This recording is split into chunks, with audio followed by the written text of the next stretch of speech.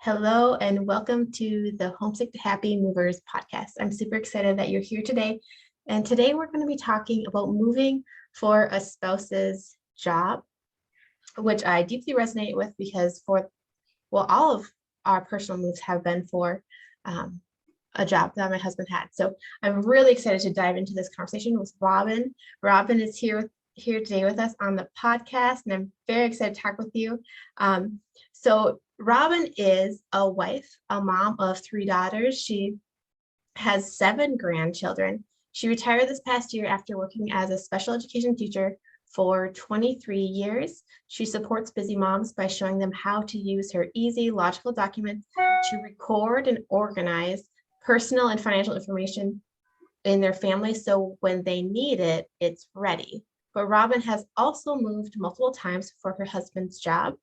And she's here to talk with us about moving for her husband's jobs and what it looked like for her family. So Robin, welcome to the podcast. Thank you. Glad to be here. Yeah. So could you share with us what your moving journey looked like? Our moving journey varied. My husband and I, actually, we met in high school. We met in 7th grade. We didn't get married until the summer before our senior year of college. And we were on staff with Campus Crusade for Christ, which now is called Crew. So we moved from Wisconsin to South Carolina to California. And then we decided it was time to come back, and my husband wanted to use his degree. So we came back to Wisconsin, and he got a job in Illinois. And when we moved there, our first daughter was 3 months old, and we lived there until she was in 7th grade. And our second and third daughter were born when we lived there in Illinois, in a town called McHenry, and had really deep, close personal friendships. Our kids had started school there, so we had relationships that way. We had relationships through our church, through neighbors.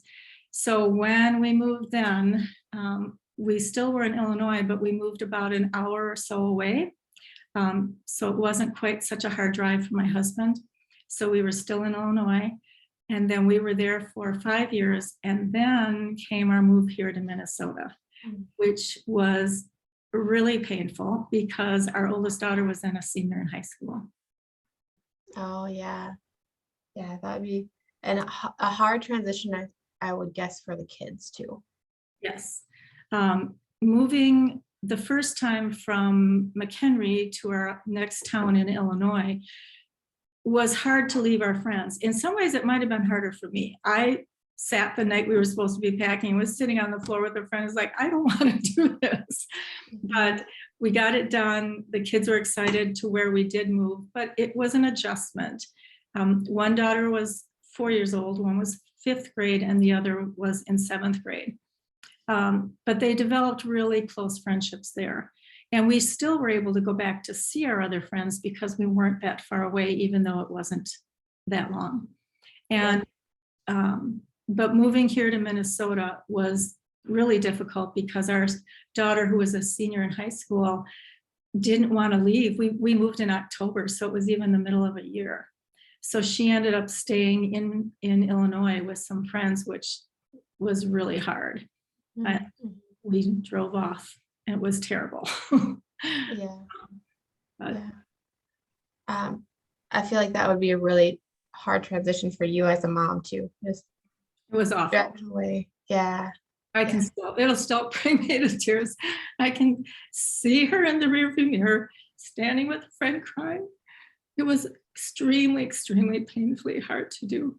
But the plus side, when she graduated, we had a party there at someone's home that was a good friend, and celebrated there with her friends. She moved back to Minnesota with us, and all 3 of our daughters have met their husbands here. So there were some real positive things about moving here, but like you talk about, that transition time can be really, really difficult. Especially your senior year, and even when the kids, our youngest daughter was in 4th grade when we moved to Minnesota, and even that I had to be careful because you don't, the kids that start to become their friends aren't always the kids that you're really wanting them to be friends with. Mhm. And yet you've got to let them start that transition and just keep an eye on it. And I talked to that daughter last week about that, and she doesn't even remember some of those first friends that were kind of rough kids that thought, oh, I'm not sure they're going to take her in a really good direction. But she got to know them, and she related with them, and they were in her school class. So there were just some things you had to keep your eyes on, just to be quiet and watch and see what developed. Mhm.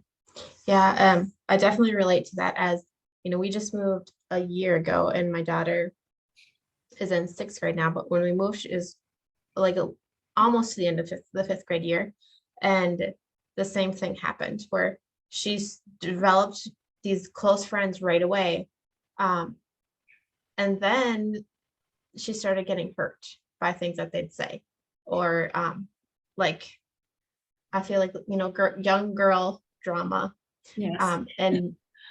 and was really taking it to heart, and like, well, maybe I'm just different, and walking her through that was it was a learning curve for me too, of how do you it's right in that position where you're letting the kids go a little bit, right? They're getting some more freedom, but how do you still guide them as you see them in a hurtful situation sometimes?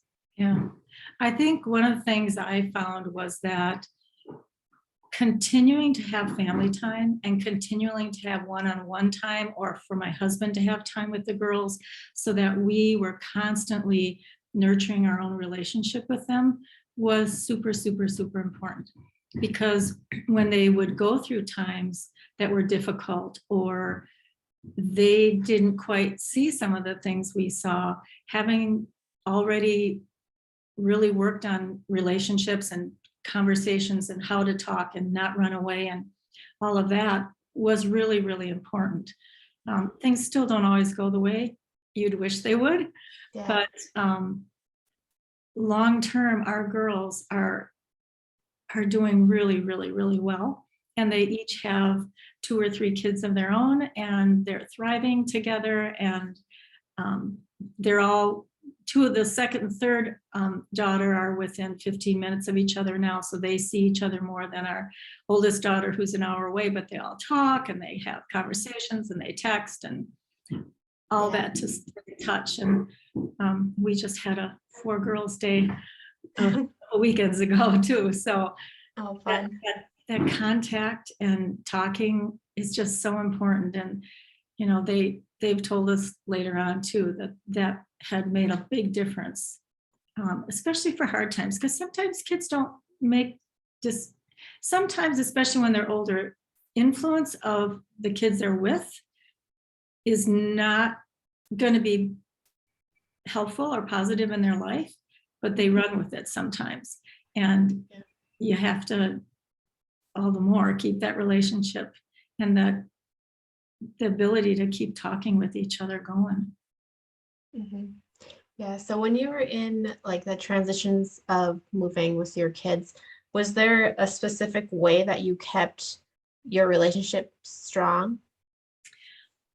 Uh, yeah, and it varied a little bit as they got older. For one, we always had dinner together, and the girls, all 3 of them were in sports and in basketball. My husband played basketball in college, and so we were always at sports events and always at basketball. And I learned how to score basketball and became good enough that when they had tournaments, I was training other women how to do it. So got involved with the things they did and got involved with the parents that were with the friends that they were doing things with. Almost a lot of times at the end of the day, when even though they were older, I'd sit on the bed and just visit with them before they went to sleep at night. And when our youngest daughter was home and the other 2 girls were now out of the house, my husband and I would say, let's get in the car. We're going for a ride. And we'd take off to different places and we'd go for hikes. and had all kinds of times just walking with her and times to talk and, go get an ice cream or whatever. But we'd find times with each of them to do different things alone. My husband had fun. He did most of the training them how to drive. So he had done with that. And he's always spent a lot of time, even on sensitive issues, being involved with the girls, so that they'd already broken ground on, just things on sex or whatever, just all those intimate things sometimes that dads might shy away from. He'd already broken the ground with them on that so that he could address other things if they came up along the way. And they knew if they were going on a date, their dad was talking to that guy before they left. So the boys are always like, So anyway, so different things like that. Yeah, it sounds like you're able to build a really strong support system for your girls. Yeah. Yep. And they had some friends whose parents were the same way, and some friends whose parents weren't as strongly involved that way. But we were always, a lot of our relationships were from the churches we were in. We were in pretty strong churches when the girls were young. So they had friends that they were growing up with there and friends that were in the schools they were in. Sometimes it was both. But we always, I know when we moved to the second place in Illinois with our youngest daughter, especially, no, with really all three of them, I got to know their friends' parents a lot and would go to their homes, drop them off, and we'd sit and talk. And some of them were farmers, and the moms would be getting their lunches ready to take to all the men in the field, and just all kinds of different things like that, which also gave me more contact and built friendships too. Yeah, yes, which I think is so important when moving for a spouse's job.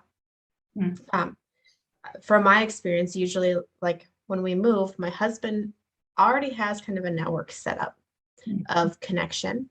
And especially like, 5-10 years ago when we were moving, I was at home with the kids with no support, but also like with really young kids, I was not going out of the house because it's hard to take young kids out of the house and go explore. So were there times in your moving journey where you just felt really homesick? Yes. Now, both of our parents were only, when we were in Illinois at the first place we lived in McHenry, we were only just under an hour away from actually both our parents. However, during that time, our second daughter was born, and she was born with a cleft palate. And that was back when they didn't do surgery till they were a year old. Now they do it within weeks. And I was 24/7 having to work with her and help her. And at that point, we had decided we wanted to find out what it was like to live outside of town, and found out that a friend's parents had a little home that they rented, and we were able to do that. So we were out a ways, maybe 10 minutes, but enough. And I never got out. One of my friends came over one day and said, my mom scolded me, who was the mom mom and dad were renting from. And she said, my mom just scolded me for complaining about feeling stuck at home so much because she said she hasn't seen you for at least 3 weeks get out of the house. So that was a hard time because I was so much alone. And in that situation, people were kind of afraid to help me with her because they didn't know what to do to feed her, even with a bottle. And also I had one friend that said, I'm coming over, you're going to show me, you're getting out of the house and I can take care of her. And even for our parents, it was something that they'd always been really involved, but that was a little scary for them. So that made me kind of homesick for everything, for friends as well as we didn't get back home as often because there was just so much demand on our time until she got to be a toddler.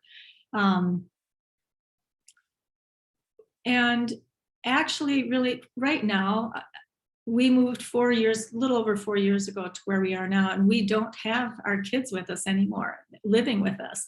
And this has been probably one of the more challenging moves for my husband and I, because we don't have that kids to say, oh, we can get to know their friends' parents, or get more involved with youth groups or whatever in schools and churches. And that's been harder for us to do. When we first moved to Minnesota, we were both born and raised in Wisconsin, but both our parents are from Minnesota originally. So our families were, and we moved back outside of the Twin Cities, which is where my mom grew up. And I knew from growing up, we only got up here once or twice a year. And I thought, I'm not gonna like that if I don't get to go home to see my family, my parents and brothers. And so we worked hard to go back more often, because it was a really lonely time. We first lived in an apartment as well, because we couldn't find a home. And when we did, they were building a house. So we told them we'd stay in the apartment until they got their house built, and it took longer. So it was a time, during those times, we, as a family, kind of grouped together and grew stronger as well, because the kids didn't have friendships built real well at that point. It was October, it was the middle of the year. It took really until the next school year for them to get more comfortable. So we really did a lot to spend time together. Sometimes my husband would say, let's go to the mall. And the girls would be excited. And he'd mean, let's go through the mall and walk down the middle and go back to the end. They're like, what? So Yeah. sometimes it was crazy things, but they were memories. They still talk about that with their dad. And then we'd have to work really hard. And I'm basically a shy person. So my husband's extremely outgoing, and it's much easier for him to get to know people that way. So when we were in Illinois and just started, I really had to push myself to talk to people when I saw them and say, how would you like to come over and have lunch with me sometime? And one of the things I was really thankful for is one of the times I did that with a friend, well, someone I was just getting to know. She told me later that she was so surprised I asked her, because she thought she was so different than me. She never thought I would invite her to the house. And she and I became really close friends in the end. So when she had told me that a few weeks later, I thought, wow, I really need to keep doing that and get to know people. And so sometimes those kinds of situations, when I pushed myself and saw something positive, helped me to keep doing those things, keep inviting people. Yeah. And I think that's so important, because I am also, like, I was very, very shy to where I wouldn't talk to people, or step out of that comfort zone. And that, I feel like that is what drove me into deep loneliness, because I didn't have the skills yet of how to connect. And I love what you said about, it was a little bit uncomfortable, like I was out of my comfort zone, but I asked them. Just like that skill of getting out of your comfort zone and reaching out and asking someone and kind of being the first one to initiate a deeper conversation is really key for creating connection when you're moving. Yeah, I would agree. There's a variety of different times I can remember of people saying, when you asked me this question that was so much more personal, nobody does that. And it meant so much to me that I could tell you. And just to have those conversations, and, you're not prying, you're not asking something that's way, way too personal, but just beyond the surface kind of a question, so that you can begin to get to know who they are and what they're like and how they think, and sharing those things about yourself first a little bit, so that they can feel comfortable. Yeah. Means a lot to them. It does. Yeah. I think sometimes there's a lot of surface level conversations going on in our world where people can feel really lonely, Mhm. even though they are contacting people and talking, but it's the deep dive. I feel like when we can get into those deep dive conversations, it's when people feel seen. So I love that you were jumping into those kinds of conversations. Is there any other ways that you were connecting with people in your new area? Like you mentioned, inviting them over to dinner and some conversations. Is there any other ways that you were able to connect and build your friendships? Uh, a lot of times we'd ask entire families if they wanted to come over and bring their kids and Mhm. get to know them that way, or we'd ask them if they'd like to go out to dinner. Um, Denny, I play the violin, and so back then there were different times when I would join if there was an orchestra at a church, or um, play some solos or different things, which I'm so out of shape for that right now. But so we try and do different interests. My husband has always been interested in learning more things about electricity, so he's gotten interested in ham radios and found a group of people here where we are now who have been teaching him that, and he's gotten to know people and um, gotten help from them as to how to pass, what to practice and learn for tests he has to do. Um, so he's like you, he's always the one that gets to know people sooner. Mhm. And he may even say, I'm ready to just take it easy and be quiet and be alone. And that doesn't last more than a week. And he's already starting to get to know people. He always knows more men around areas, but a lot of times I'll get to know their wives through some of that too. Mhm. So we look for things that we're interested in. I always do a lot of gardening and canning. And so I've done things like that with people. When we were younger, there was a gal who was really good with artwork and was just learning toll painting and different things. And so I asked her, I said, can I join a class with you? So we both took a class together. And then later on, she taught me how to do salt dough ornaments for Christmas. And we got together with that, and our kids learned how to do it. So just looking for things that resonated with me for interest. And sometimes it was something I'd never done like that, but I liked using my hands for things. So, and that was someone I got to know real well too. Yeah, yeah, And that's awesome. Sounds like there are a lot of ways to connect. yeah, sometimes it would just be getting to know someone and finding out they like to go biking, and my husband would bike and I hadn't. And so we'd take off and let's go for a bike ride with them, and just finding out their interests as well and doing things that they like to get to know them. Yeah, yeah, that's awesome. So was there ever a time that you told yourself, I will never move again?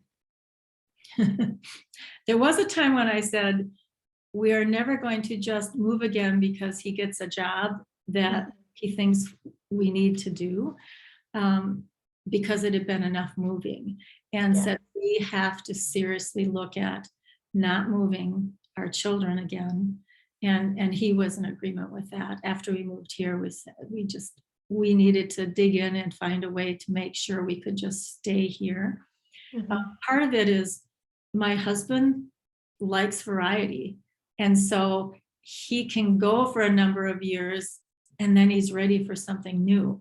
And Yeah. so he had to be looking for ways to let that um, find those interests in other things rather than finding another job. And it was, the jobs he made moves for were good moves for him. But the other thing was not so much that I would never move, but that when he thought about maybe we should look at this, for him to know I have to be able to tell you when I don't think this is right, and to be his being willing to really listen to that. Because there was a time after we moved to Minnesota and the girls were grown where he felt like I'm just so worn down. I'm so tired. I'm ready to just move to a small town in Wisconsin and get away. And every time we drive there, I'd think, no, this is not right. This is not what we should be doing. And Mhm. he'd come back and he'd feel the same way, but then he'd be frustrated because he'd keep wanting to try it. And we did that for 2 years.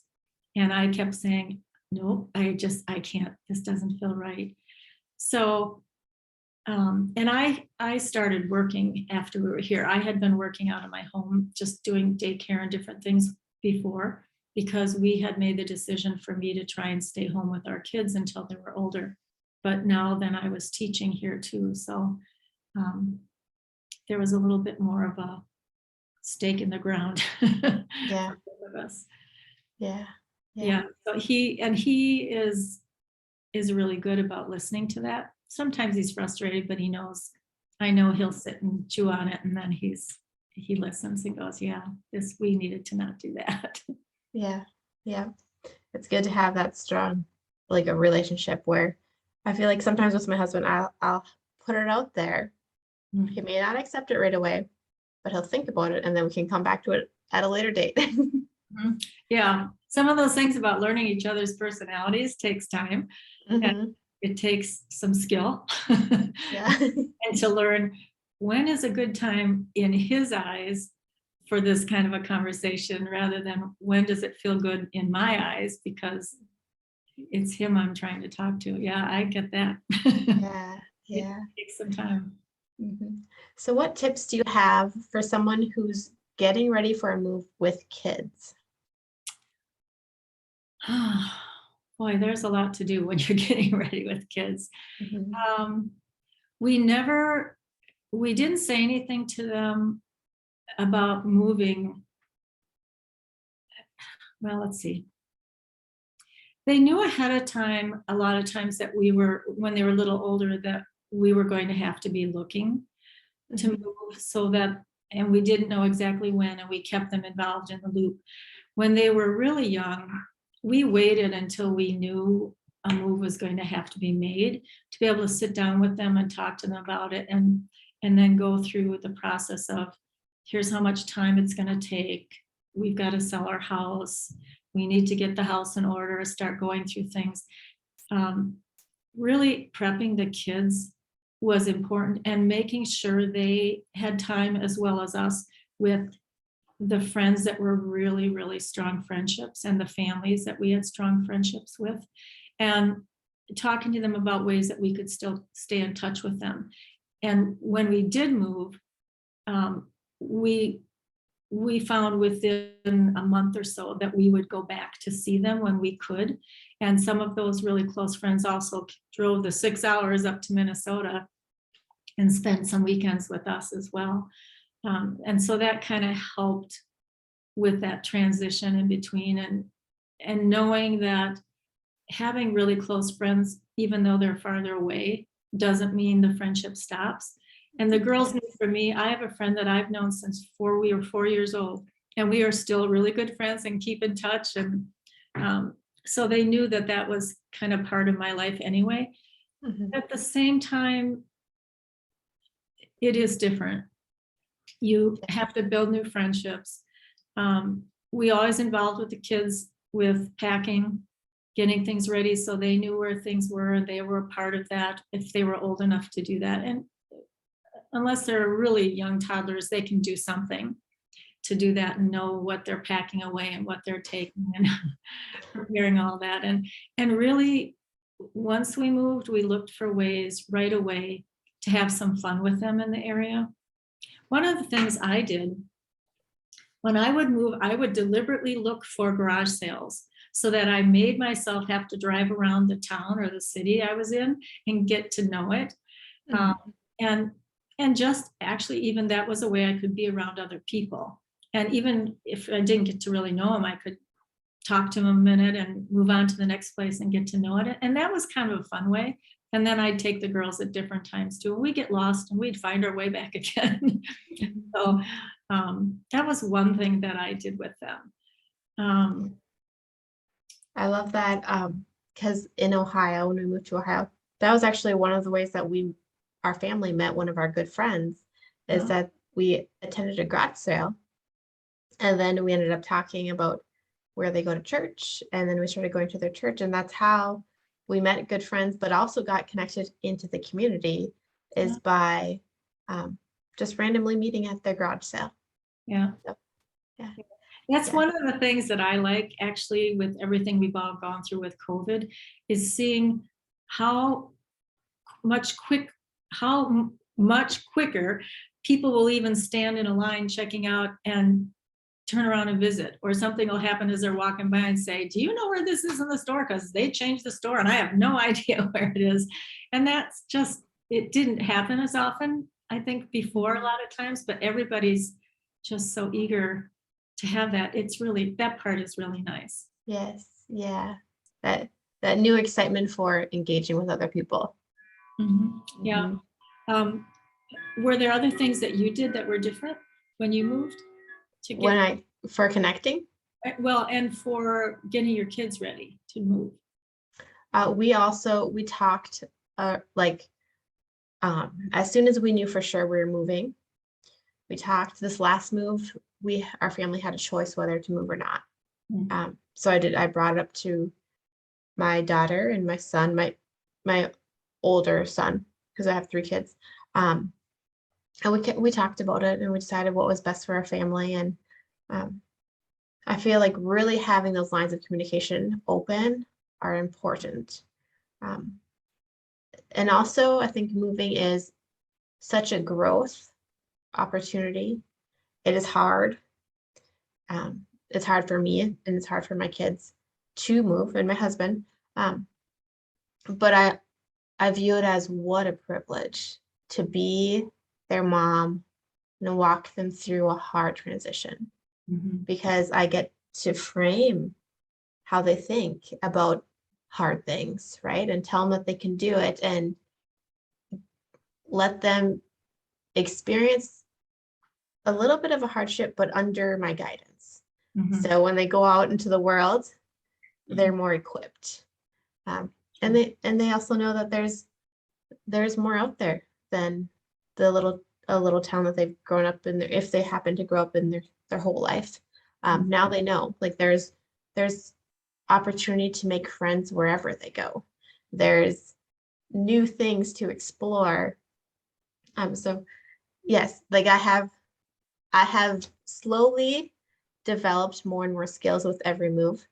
And I think it does vary a lot.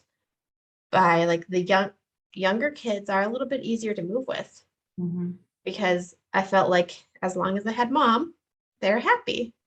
And now moving with, she's 12, and our next move is in 8 months, so she'll be almost 13, and that's bringing on like a whole new version of moving and preparation, and I feel like I'm learning right along with the kids.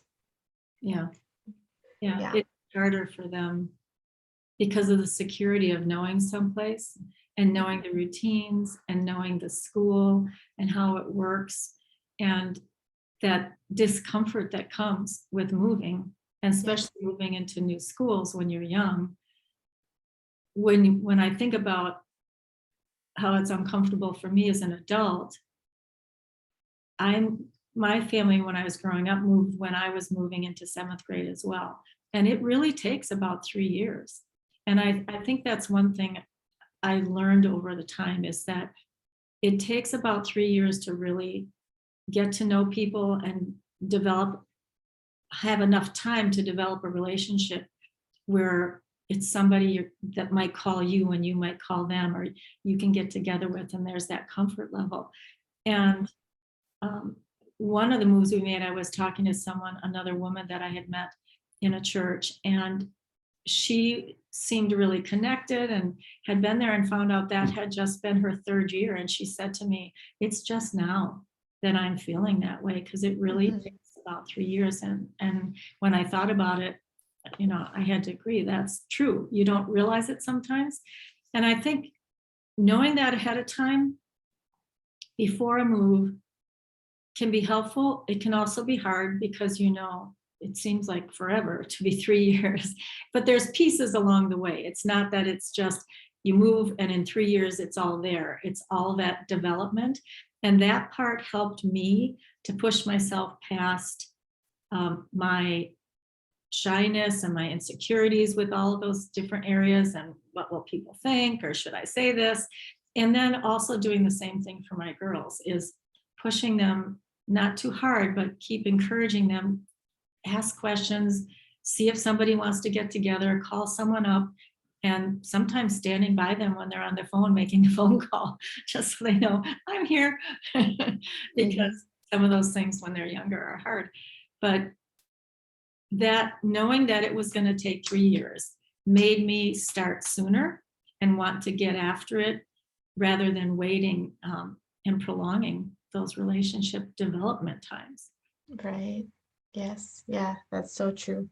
And it takes a long time to develop an old friend, right? Yeah. It's that building of friendships that goes on in those 3 years. Yeah. Yeah. So this conversation has been wonderful. Where can the listeners connect with you on social media? On social media, they can go to my website. It's attractwell.com/Robin Rynearson, and they can get to my blog on there. I have some YouTube started, not a lot, but the blog has the information in there, and they can see any of the catalogs and documents I've put together if they're interested in anything from insurance to if they're leaving town with their kids and putting things together. So they have documents where they've got information already filled in for a sitter. Just all kinds of different information they could check out and see if they're interested in. Okay, awesome. Well, thank you so much for coming on the podcast, and I look forward to connecting with you soon. Thanks. I do too. Thank you very much.